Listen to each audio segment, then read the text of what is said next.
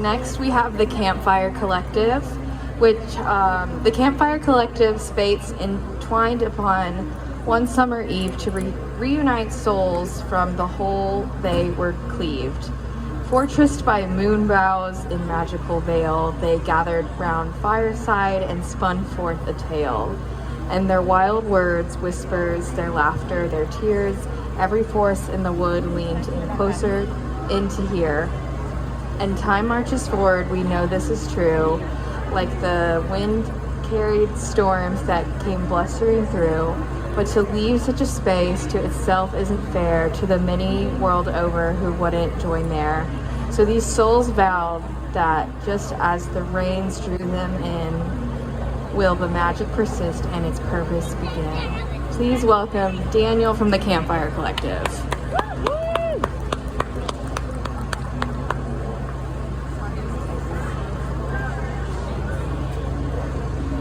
Yes, hello. I'm eating hard to be still.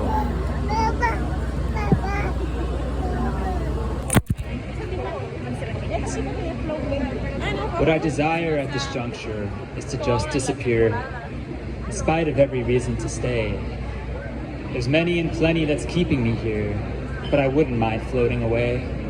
No, I wouldn't mind floating away. Up and out through the atmosphere circus, split apart by the light of the sun, and to form up again on the surface when the hour is deemed ripe for a flood. I'll return back to earth in a flood. And I hope for your sake that it's gentle. I hope that the downpour is light. It's still forceful enough that it's able to wash all the refuse aside and wash it away back in time. The waters will restore my body. The earth will lend shape to my form. I'll be solid again as you found me, and we'll live as we had once before, where existence finds heavens to shore. Hey everyone, my name is Daniel, and let me tell you a little bit about myself. I keep a giant sketchbook in a hidden dimension, in which I keep track of, sketched in, written, every situation that could have gone different in terms of what I should have said, but didn't. That was just a little bit about myself. That's all I said I would tell you. I'm just curious where people are from. Is Brooklyn in the house? Of course. Anyone here from Long Island? Okay, I grew up in Long Island. So I live in Crown Heights now, and this happened on the way over here. True story. Guy looks at me, and I look at him back. He says, "Hey, how you doing?" Like he wanted to chat. And I didn't know why, for how could I have known? Perhaps he was feeling alive, yet alone. On this very same train ride, the lights flickered out for a second, as it sometimes does, and the loud hum of the train also went silent, and it felt like the planet went quiet for a second at least, and all that I heard was my heart's single beat. The lights flickered out as the darkness fled in, and the distance between us grew all the more thin. You know, poetry can be many things, of course, but it's often written as a coping mechanism, as a way of processing our feelings of longing and pain. And in that case, poetry is the stitches that bind up the wounds. Poetry is the ointment that caresses and soothes. Poetry is the outgrowth of longing and pain, releasing the shackles to which our feelings are chained, giving life to a voice that is trapped in our heads, making music in the spaces that were hollow instead. And in the deafening silence that claws at our souls, it calms and caresses, and it listens, and it holds. This past year I've been grappling with whether I am a poet or not, whether that's something I consider myself, and whether my poetry is, well, any good. You see, the phone, yeah. You see, most of my material was composed in the span of a single year, that being, and hundreds of poems, that being 2013. I wanted to know what it felt like to be a prolific artist, and I needed to inject some new energy into my life because of what I was going through at the time, so I dedicated myself to writing a poem a day for that year. But is a poet still a poet, even when they're not writing poetry? And some people might say my poetry isn't cool anyway because it rhymes a lot and rhyming isn't cool, I guess. And to that I say, maybe you're right. But I'm glad I didn't have to hear that at the time I was writing. This next piece is called Starbucks. I certainly paid too much for that coffee, I think. Then again, it was Starbucks, where disposable income comes to drink. Well, I pulled out a stool, and I pulled out a book, and I pulled out a pen. Lots of pulling just then. And I sat there transcribing my thoughts to the page, getting high off the coffee and its high fructose maze. And I read back these words, shaky hands notwithstanding. At least my heart palpitation should have caused some concern, but I pressed right on forward like the fighter I am, and expressed then at last what had made me feel bad. To the right of me sat long a girl with her book, peering hard in its pages, which I saw through quick look was an LSAT prep study guide showing sure signs of study, quite the same as what I'd used, although mine I'd used hardly. And I suppose what I felt was a finely seared sting, like the out-of-sync pluck of an out-of-tune string. For the months upon years since I'd been best positioned to advance myself on to a higher education, and the whole ream of reasonings holding me back over all that time when I felt so off track came upon me at once as this business unfurled of the earnest dedication I saw displayed by that girl. I was the student body president of a large public college, 20,000 students, and that experience, among other things, had a profound emotional effect on me. I still find myself sometimes in the same cycles of thought or replaying certain scenes in my head. And I had thought about going back to visit the campus a couple years after I graduated and what that would be like. And I wrote down those thoughts, and I decided what I'd written was a poem whose title is Alma Mater. If I go back there, who's there? Who's still waiting? Is everyone exactly where I left them, where I last saw them, in 2010? Before the dark times and the lighter times, before I tripped and traipsed through the long shadow of the me I left behind there too? If I go back, will I visit myself? Will I perhaps see the me I couldn't see then, the good and the bad? Will I remember? Will I relate? Will I relive both the joys and the agony?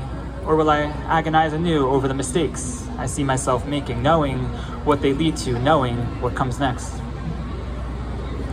If I go back there, all I'll see is the ghosts of people still alive, the ghost of an ecosystem displaced by another and another, the ghosts of thoughts of anger and yearning and revelation.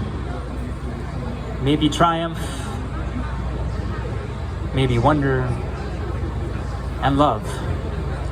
A lost love, floating out somewhere, but not here. Well, as things go, I started looking for love again in my mid-20s, and I created an OkCupid profile, as one does, and I tinkered with it, and I thought maybe I could stand out and connect with the right people by inviting in my profile a willing participant to a poetry challenge, in which, if she accepts, then we challenge each other to write a poem with specific rules or topics, and then we share. So this is poetry challenge number 1. She said, write a 5-line poem about dinosaurs. And I did, and this is it.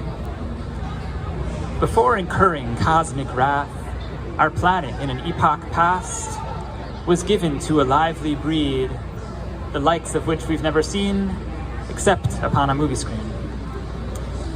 Sometime later, another girl, poetry challenge number 2, she said, write a 7-line poem about a day at the beach. Where finite meets infinity and bid each other day, the latter one perpetually caressing it away. Let's revel in the sunrise, celebrate the evening sky, love the rays of in-between, and don't ask why. These days you can ask ChatGPT to write a poem like that for you with specific rules, and it will spit it out instantly. Just curious, has anyone here asked ChatGPT to analyze their own poetry? No, you have, yeah. say try it. I can tell you that it can sometimes do a better job than certain editors I've commissioned. Anyway, I might have learned a thing or two about relationships since then, and the most important part of a relationship is commonly understood to be communication, because conflicts are always bound to arise, and well, we've been here before, and we'll be back here again. It surpasses if status, it's just a matter of when. When you do or say this thing that I dislike or vice versa, then the rightful course of action is to look a little closer, to determine with each other how to rectify this best. Does the one of us make changes, or the other one accept? But never is it better, if we're going to be together, to stay silent and allow the irritations to collect. Because internalized resentment can dissolve our dispositions, and in time I fear we'll feel that as a failure to connect. And I'd far prefer that compromise be made between yourself and I, instead of self-made sacrifices I did not elect. Look, we love each other dearly, so let's know the other clearly and work out what's necessary to produce the best effect. I'm curious, okay, show of hands or some woos. Who here is at this festival for the first time? All right, cool, awesome. How many people here are or already have performed on stage at this festival today or yesterday? All right. And who is here, I guess, just to listen to some good poetry? Okay, cool. That will happen very soon, I promise. Don't worry, once I'm off the stage. Okay. And who here is lost? Maybe you wandered in. Where am I? What is this place? So these next 3 pieces go out to anybody who's lost. Somewhere he got lost and left behind, never to be seen again. Somewhere left behind along the way, and that's the last we've seen of him. Somewhere in the great behind that rivals just the great beyond. Somewhere on the planet, though that's of little help to find our friends. From across the disconnect, I will find my way back to you, shouldering the burden of not knowing when. Grizzled and weary, though possibly I'll press on determined forever till then. A beacon of light shining bright in the distance, providing persistence to move me along. That's what you are to me. Right hand to God, you're a part of me, locked in, compelling me on. I gotta take 5 to unwind. And I don't mean in minutes, no. It's years on my mind. You think I'm just kidding? Or just being wry? Well, it's good as decided, all kidding aside. But there, where will I go, and there, what will I be? I mean, sure, I've got options, but what did I seek? Wisdom and wonders and sights to behold? A potential persona I hope they'll unfold? What if instead I should stumble upon sources suggesting I've got it all wrong? That anything useful the world had to teach had been where I was, always right within reach. Supposing that outcome then, what should I do? Embark nonetheless to confirm if it's true? Or plan out a smarter approach to my life? Just something to think about as I go take a 5. Let's end on something fun. Shall we? DJ, drop that beat. Y'all can hear it, right?